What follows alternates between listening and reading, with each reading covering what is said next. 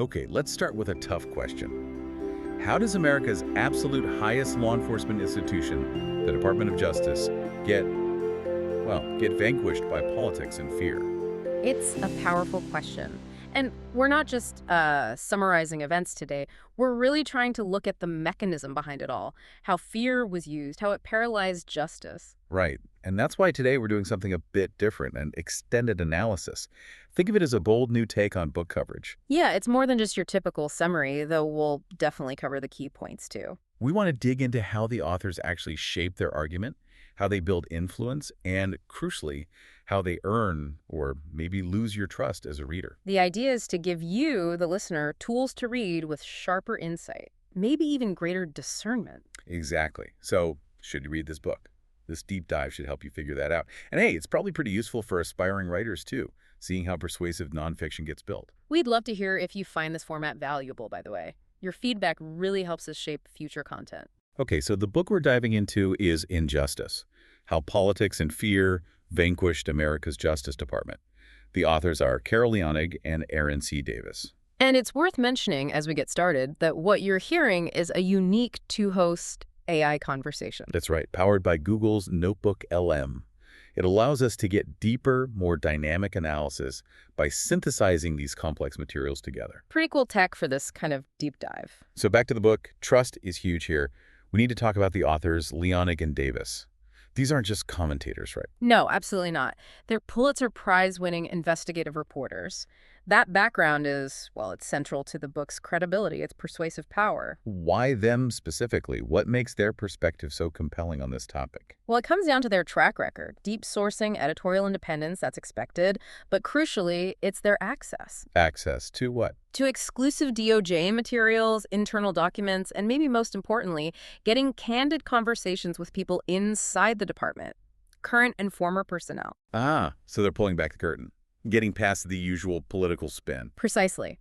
They're bringing firsthand, often insider observations into a story that's usually clouded by partisan noise. That's where their ethos really comes from. That context is vital then, because the core subject here isn't just like a list of scandals or controversies. No, it's deeper. It's about how the fundamental mission of the DOJ got twisted, subverted by partisanship, propaganda, and direct interference from the executive branch. It's really a story about the erosion of the rule of law itself. Exactly. And this is an ancient history. The book came out in 2025, and it's looking back at roughly a decade of this intense politicization. Covering both the Trump and the Biden administrations, importantly. Yes, it spans both. And the audience they seem to be writing for, well, it's politically engaged, citizens, policymakers, anyone really concerned about the health of our democratic institutions. You can feel the urgency in the writing, the exigence, as we'd say. Why this book? Why now? It speaks directly to that decline in public trust. And specifically, it connects to the ongoing fallout from the January 6th Capitol riot. That event looms large. So the authors aren't just passive observers here. Their purpose feels much stronger. Oh, definitely. Their purpose is clearly to inform, yes, but also to warn. There's a real sense of alarm. How do they manage that tone? It could easily become just angry. They strike a careful balance. It's sober alarm mixed with relentless, almost dispassionate documentation. You sense their frustration, their disappointment, but the focus stays on the institution. So the goal is exposing how these norms got corrupted. And inspiring some kind of vigilance, pushing for the Justice Department's restoration. They're showing how political pressure and, importantly, internal fear ultimately undermine the DOJ's mandate. Okay, let's get into the real substance of their analysis, because the structure of their argument is fascinating. It really is. The central claim, if you boil it down, is that this is a, quote, jaw-dropping account of political partisans and enablers wrecking democracy. Strong words. But they also highlight people inside trying to resist. Yes, that's crucial. They contrast the wreckers with the internal DOJ officials who were genuinely struggling, often failing, to maintain neutrality and uphold the rule of law. And rhetorically, how do they make that case? They use irony very powerfully. It's a constant contrast between the DOJ's stated mission, like, equal justice under law, and the reality of its behavior when squeezed politically. And the core of that structure, you mentioned this earlier, is this idea of a pendulum swing. Exactly. That's the key structural device. They argue the failure wasn't just one thing, but this destructive swing between two extremes. Okay, let's unpack that swing. What's the first side? On one side, you have the Trump administration. The book details aggressive, overt politicization, direct interference. The aim, as they portray it, was bending the DOJ to the president's will, maybe even punishing political enemies. And how do they show that? What kind of evidence makes that convincing? They use internal communications, emails, memos, combined with extensive interviews. These reveal what they claim is direct, often inappropriate, pressure from political appointees. Pressure to investigate certain people or maybe not investigate others. Allies, for instance. Right. And they back this up with documented testimony from career staff, people who felt they had to resign or were pushed aside for sticking to established procedures and norms. So the argument is that fear, institutional fear, was wielded almost like a weapon to ensure compliance during that period. That's the picture they paint, yes. Right. Fear of retribution, fear of being sidelined. Okay, but then the book pivots.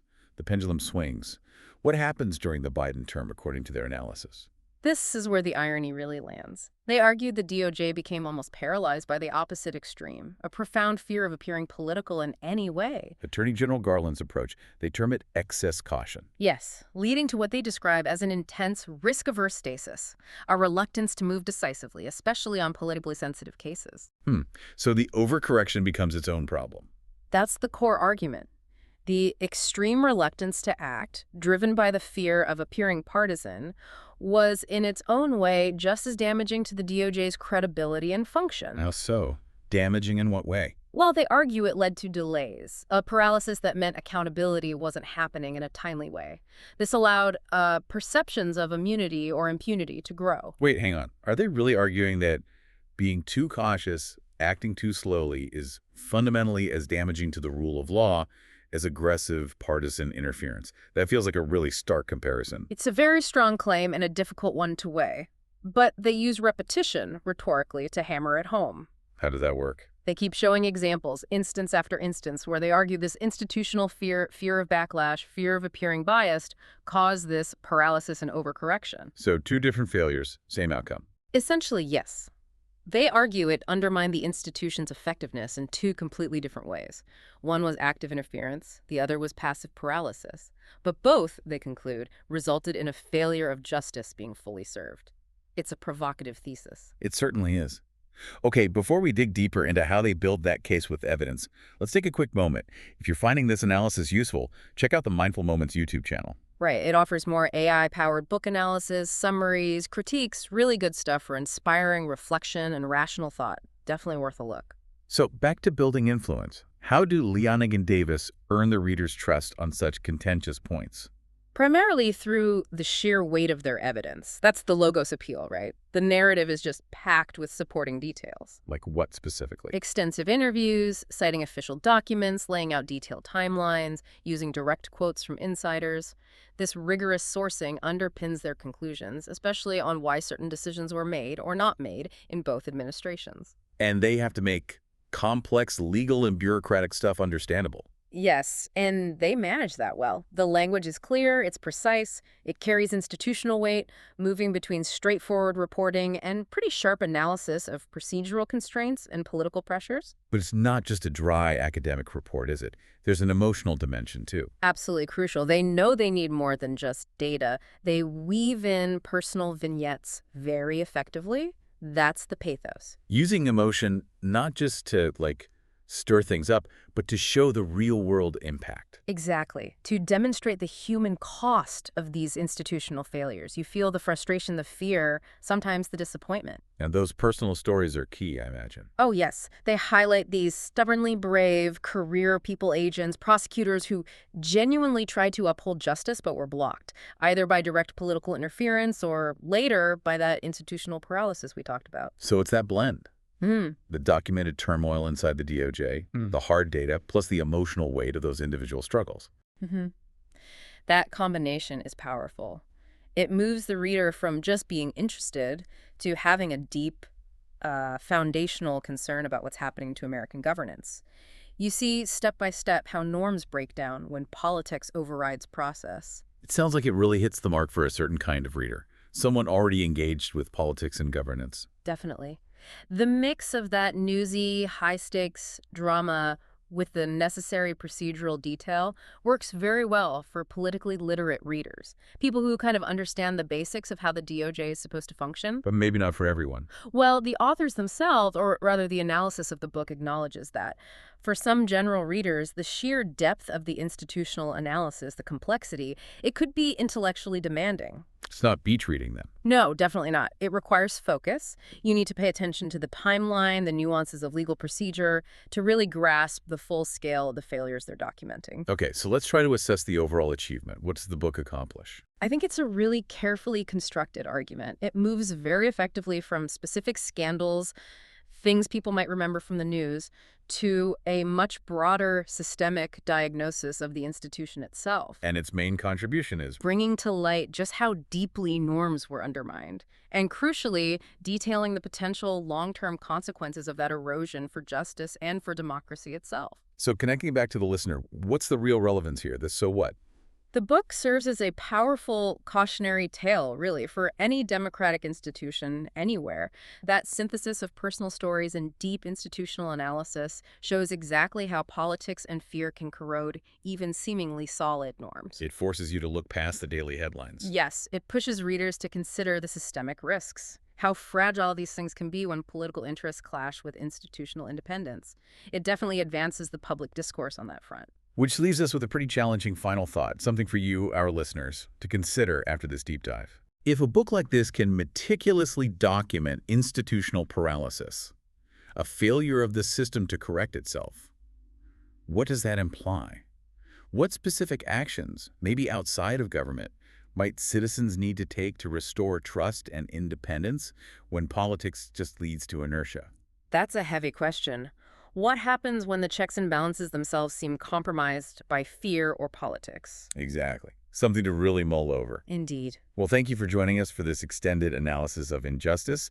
If you want the in-depth book summary, click the link you see on screen. And please subscribe, share this with others who might find it interesting, and you can purchase the book via the link too. And above all, keep thinking rationally, especially about the future of democracy. And don't forget to check out the many other genre-based book explorations at Mindful Moments. Subscribe and nourish your mind on the go.